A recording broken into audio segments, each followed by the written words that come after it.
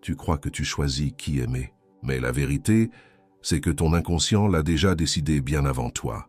Avant tes critères, avant tes listes, avant même tes blessures. Il y a au fond de toi une intelligence silencieuse qui observe, qui compare, qui reconnaît. Et parfois, quand tu rencontres une personne précise, quelque chose se produit qui dépasse la logique. Ton corps se réveille. Ton regard change, ton esprit résiste. Mais ton âme, elle sait. Carl Jung l'avait compris. L'amour le plus important de ta vie n'est pas seulement une histoire de romance. C'est une force psychique, une rencontre qui agit comme un déclencheur, une porte, un passage. Et ce que je vais te dire peut te faire revoir toutes tes relations passées, celles qui avaient l'air parfaites, mais qui te laissaient pourtant un goût de vide. Parce que oui, on peut avoir tout sur le papier, et pourtant sentir que quelque chose manque. Comme si une partie de toi restait verrouillée. Jung appelait cela un mouvement d'individuation, le processus par lequel tu deviens enfin toi-même. Pas le toi social, pas le toi qui s'adapte pour être aimé, mais le toi entier, profond, complet. Et voici le point qui dérange. La personne qui est le véritable amour de ta vie n'arrive pas pour te divertir. Elle arrive pour te transformer. Elle ne vient pas confirmer ton confort. Elle vient réveiller ce que tu as endormi. Elle active des zones de toi que tu avais enterrées, parfois depuis l'enfance. Et c'est pour ça que beaucoup de gens passent à côté. Ils cherchent une relation qui rassure, alors que leur âme cherche une relation qui révèle. Et si tu te demandes pourquoi tu as déjà fui quelqu'un de bien, pourquoi tu as saboté une relation qui semblait prometteuse, ou pourquoi tu t'accroches à une personne qui te remue autant qu'elle t'attire, alors écoute, parce qu'il existe des signes, précis, profonds, presque impossibles à ignorer quand tu sais les reconnaître. Des signaux qui ne viennent pas de ton mental, mais des couches archaïques de ta psyché. Des signes que Jung observait chez ses patients, encore et encore, chez ceux dont l'amour ne se limitait pas au désir ou à l'habitude, mais devenait une véritable initiation intérieure. Dans cette vidéo, je vais te révéler 5 signes qui montrent que cette personne n'est pas juste quelqu'un dans ta vie, mais le catalyseur de ton évolution. Et attention, ces signes ne sont pas toujours agréables. Parfois, ils font peur. Parfois, ils bousculent. Parce que le vrai amour ne te laisse pas intact. Il dérange ton ego. Il révèle ton ombre. Il te pousse à grandir. Et c'est exactement pour ça qu'il est rare. Reste avec moi, parce que le premier signe est celui que presque tout le monde confond avec une simple attirance. Alors qu'il s'agit en réalité d'un appel profond de ton inconscient. Et quand tu le vois, tu ne peux plus faire semblant. L'activation de ton anima ou de ton animus, la résonance qui te dépasse. Ce premier signe est le plus fondamental et aussi le plus mal compris. Quand tu rencontres la personne qui est réellement l'amour de ta vie, il ne s'agit pas simplement d'attirance, de compatibilité ou de bonne entente. Quelque chose de bien plus profond s'active en toi, à un niveau que tu ne contrôles pas. Carl Jung appelait cela l'éveil de l'anima chez l'homme et de l'animus chez la femme. Ces figures ne sont pas symboliques au sens poétique du terme. Ce sont des structures psychiques réelles, formées depuis l'enfance, qui influencent silencieusement tes choix amoureux. Ton anima ou ton animus est construit à partir de toutes tes expériences émotionnelles les plus marquantes avec l'autre sexe, ta mère, ton père, les figures d'attachement, les blessures, les manques, les idéalisations. Il devient une sorte de matrice intérieure, une image inconsciente de ce que ton âme reconnaît comme complémentaire. Et quand la bonne personne apparaît, cette matrice s'active immédiatement. Pas dans ton mental, mais dans ton corps, dans ta sensibilité, dans ta perception du monde. Tu as l'impression étrange que cette personne te voit vraiment, même sans te connaître. Et toi, tu ressens la même chose. Ce n'est pas une excitation passagère, c'est une sensation de reconnaissance profonde. Comme si une partie oubliée de toi se réveillait soudain. Tu te surprends à ressentir, penser ou exprimer des aspects de ta personnalité que tu avais réprimés pendant des années. Peut-être une sensibilité émotionnelle que tu avais apprise à cacher. Peut-être une force intérieure, une capacité de décision ou de leadership que tu ne t'autorisais pas. Cette personne agit comme un déclencheur. Pas parce qu'elle te complète au sens romantique naïf, mais parce qu'elle active ce qui était en sommeil en toi. Et c'est là que beaucoup se trompent. Cette activation ne se vit pas toujours comme quelque chose de confortable. Au contraire, elle peut être profondément déstabilisante. Tu ressens à la fois une attirance intense et une forme de peur inexplicable. Peur de perdre le contrôle, peur de changer, peur de ne plus pouvoir rester la même personne.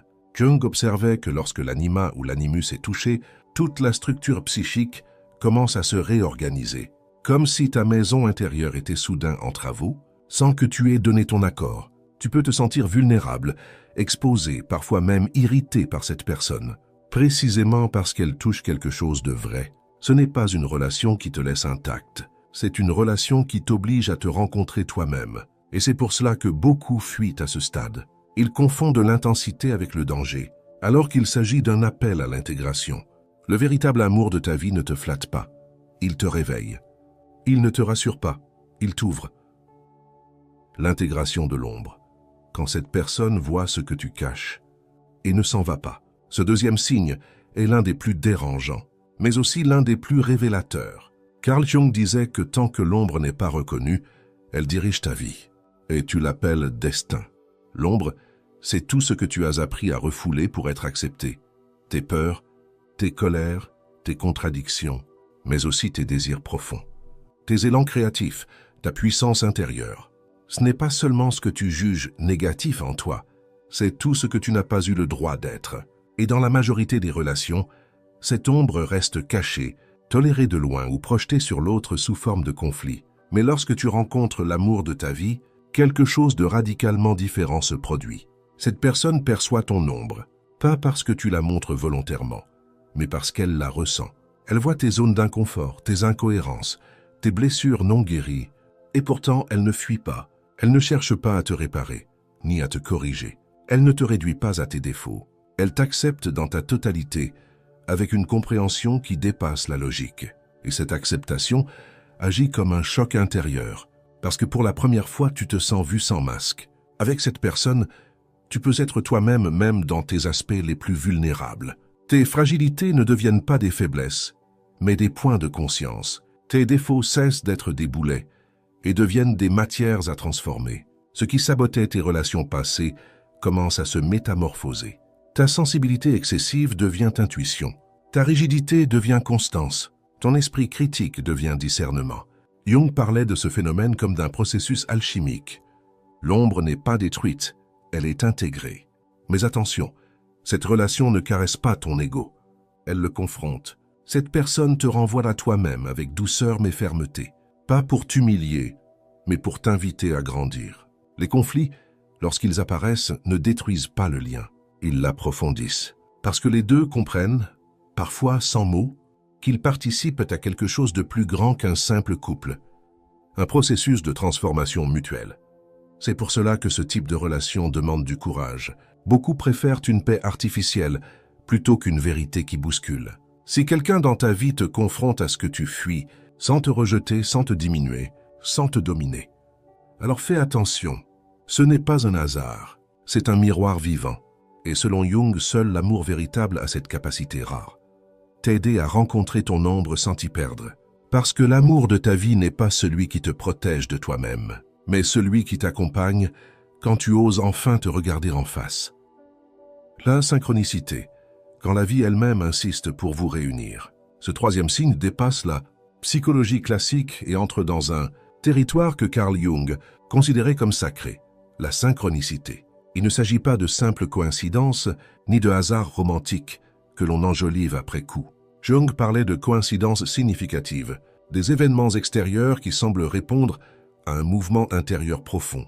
Quand la personne que tu rencontres est réellement l'amour de ta vie, la réalité elle-même commence à se plier d'une manière étrange autour de cette rencontre, comme si quelque chose de plus vaste que toi, plus vaste que lui, organisait le décor. Ces synchronicités ne ressemblent pas à un rendez-vous banal ou à une rencontre logique.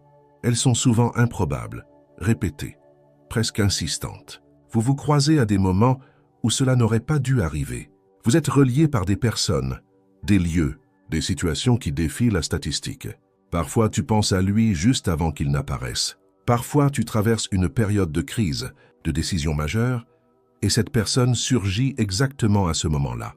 Jung observait que les synchronicités les plus fortes apparaissent précisément lorsque la psyché est prête à évoluer, Ce qui distingue ces événements des simples hasards, c'est leur charge émotionnelle. Ils te marquent. Ils te donnent l'impression que ce n'est pas anodin, que quelque chose cherche à attirer ton attention. Souvent, ils sont accompagnés de symboles personnels, des mots que tu entends partout, des images récurrentes, des rêves qui se matérialisent presque littéralement. Jung a étudié des cas où la probabilité mathématique de ces enchaînements était proche de zéro. Et pourtant, ils se produisaient, non pas pour prouver quelque chose, mais pour signaler un alignement intérieur. Quand cette personne est l'amour de ta vie, les synchronicités ne s'arrêtent pas une fois la relation commencée. Elles changent de forme. Vous pensez la même chose au même moment. Vous ressentez l'état émotionnel de l'autre sans communication. Vous avez des intuitions justes, parfois troublantes. Jung appelait cela la participation mystique, une connexion psychique qui dépasse le langage, le temps et parfois même la distance. Ce n'est pas de la dépendance affective, ce n'est pas une illusion. C'est une résonance profonde entre deux structures psychiques accordées sur la même fréquence. Ce phénomène n'est pas confortable pour l'ego rationnel. Il dérange. Il force à admettre que tout n'est pas contrôlable, que certaines rencontres ne sont pas le fruit de la volonté, mais de la nécessité intérieure. Beaucoup de gens minimisent ces signes, les expliquent, les rationalisent, parce qu'ils ont peur de ce que cela implique. Si la vie insiste autant, c'est que la rencontre a un sens transformateur, et cela demande du courage. L'activation des archétypes. Quand cette personne réveille ton potentiel caché. Ce quatrième signe touche au cœur même de la vision de Carl Jung sur l'être humain. Selon lui, nous portons tous en nous des archétypes, des structures universelles, anciennes, qui façonnent notre manière d'aimer, de créer, de protéger, de diriger, de rêver. Le guerrier, le sage, l'amant, l'enfant intérieur, le protecteur, le créateur. Ces forces vivent en toi, mais la plupart restent endormies. Et c'est précisément pour cela que beaucoup de vies donnent l'impression d'être répétitives, limitées, incomplètes. On joue toujours le même rôle. On utilise toujours les mêmes parties de soi. Quand tu rencontres l'amour de ta vie, quelque chose d'extraordinaire se produit. Cette personne agit comme une clé archétypale. Sa présence active en toi des dimensions que rien ni personne n'avait réussi à réveiller auparavant. Sans effort, sans masque, tu ne joues pas un rôle pour lui plaire. Tu deviens simplement plus vivant, plus entier. Tu te surprends à être plus courageux, plus créatif, plus calme ou plus inspiré. Non pas parce que tu essayes de changer, mais parce que cette relation libère ce qui était bloqué en toi depuis longtemps. Avec cette personne, tu n'as pas besoin de te forcer pour devenir ta meilleure version. Elle émerge naturellement. Tu prends des décisions plus justes. Tu oses davantage. Ton intuition s'affine. Ta parole devient plus claire. Ton énergie change. Jung observait que dans les relations réellement transformatrices, chaque partenaire agit comme un catalyseur du développement de l'autre. Pas en donnant des leçons, mais simplement en étant là. Comme si vos psychés se répondaient, s'équilibraient, se stimulaient mutuellement. Et le plus important, c'est que cette activation est réciproque. Tu ne fais pas que recevoir. Tu réveilles aussi quelque chose chez l'autre. Ensemble, vous créez un champ psychique différent, une dynamique où chacun devient plus aligné avec ce qu'il est censé être. Jung notait que certains couples développaient ensemble des capacités qu'aucun des deux n'avait seul. Une intelligence collective, une créativité amplifiée, une force face aux épreuves, qui dépasse la simple addition de deux individus. Ce signe est souvent mal interprété, car il ne ressemble pas à l'euphorie romantique classique. Il ressemble plutôt à une expansion intérieure. La vie devient plus dense, plus signifiante. Les défis ne disparaissent pas, mais tu te sens plus capable de les affronter. C'est comme si cette personne éclairait des pièces entières de ta personnalité qui étaient restées dans l'ombre.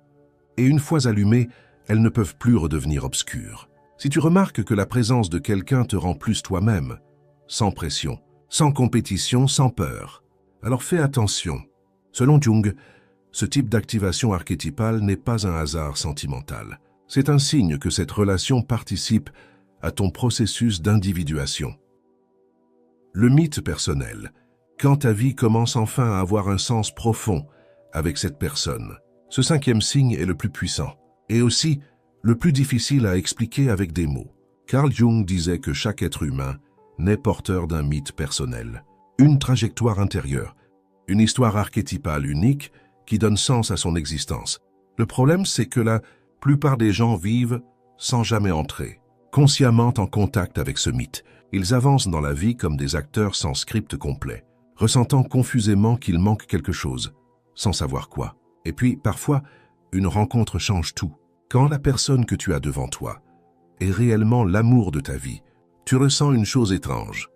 Ta vie commence à s'organiser différemment autour de cette relation. Pas de manière dépendante ou fusionnelle, mais de manière signifiante. Les événements de ton passé prennent soudain un sens nouveau. Tes souffrances, tes échecs, tes longues périodes de solitude ne paraissent plus absurdes. Ils deviennent des chapitres nécessaires, comme si tout ce que tu avais vécu jusqu'ici t'avait préparé à ce point précis. Jung observait que dans ces moments-là, l'individu n'a plus l'impression de simplement vivre, mais de participer à quelque chose de plus grand que lui. Cette personne ne complète pas ta vie au sens superficiel. Elle révèle la cohérence de ton parcours. Avec elle, tu n'as plus l'impression d'improviser ton existence. Tu as le sentiment intime d'être exactement là où tu devais être. Tes choix deviennent plus clairs. Tes priorités se réorganisent. Tu n'as plus besoin de forcer le sens. Il émerge naturellement. Jung appelait cela l'union des opposés. Non pas parce que vous êtes identiques, mais parce que vos différences s'imbriquent de façon presque symbolique, comme deux pôles nécessaires à une même histoire. Ce signe n'est pas euphorique comme dans les films. Avec cette personne, tu sens que tu vis ton histoire, pas celle que la société t'a vendue. Tu n'essaies plus de rentrer dans un moule. Tu n'as plus besoin de jouer un rôle. Tu es appelé à devenir authentique. Et cela demande du courage. Parce que vivre son mythe personnel signifie renoncer à rester petit, confortable, protégé derrière des masques. C'est pour cela que beaucoup fuient ce type de relation. Non pas parce qu'elle est mauvaise, mais parce qu'elle est trop vraie. Si avec quelqu'un tu ressens que ta vie prend une profondeur nouvelle, que tout ce que tu as vécu commence à s'assembler comme les pièces d'un puzzle, alors écoute attentivement. Selon Jung, ce sentiment n'est pas une illusion romantique. C'est le signe que ton inconscient reconnaît enfin le chemin de ton individuation. Et l'amour de ta vie, dans ce sens, n'est pas seulement une personne. C'est un passage, un seuil vers la version la plus authentique, la plus entière et la plus consciente de toi-même. Ce que tu viens de comprendre ne suffit pas si tu n'agis pas. Si ces 5 signes ont profondément résonné en toi, ce n'est pas un hasard. Ce n'est pas simplement parce que tu as entendu une analyse bien construite. C'est parce que ton inconscient reconnaît une vérité essentielle. L'amour véritable ne dépend ni du hasard, ni du destin romantique, ni de phrases bien placées. Il dépend de ta conscience émotionnelle. Carl Jung l'a démontré toute sa vie.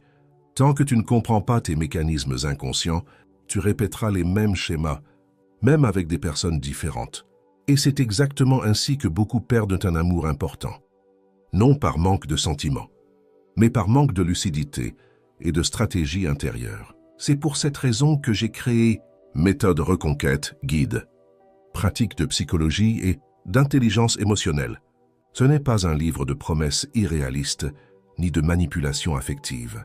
C'est un guide structuré, clair et profondément humain, destiné à celles et ceux qui veulent reconstruire un lien amoureux de manière mature, saine et intelligente. Que tu traverses une rupture, un silence, une distance émotionnelle ou une relation confuse, ce guide t'explique concrètement comment agir sans paniquer, sans supplier et sans te renier.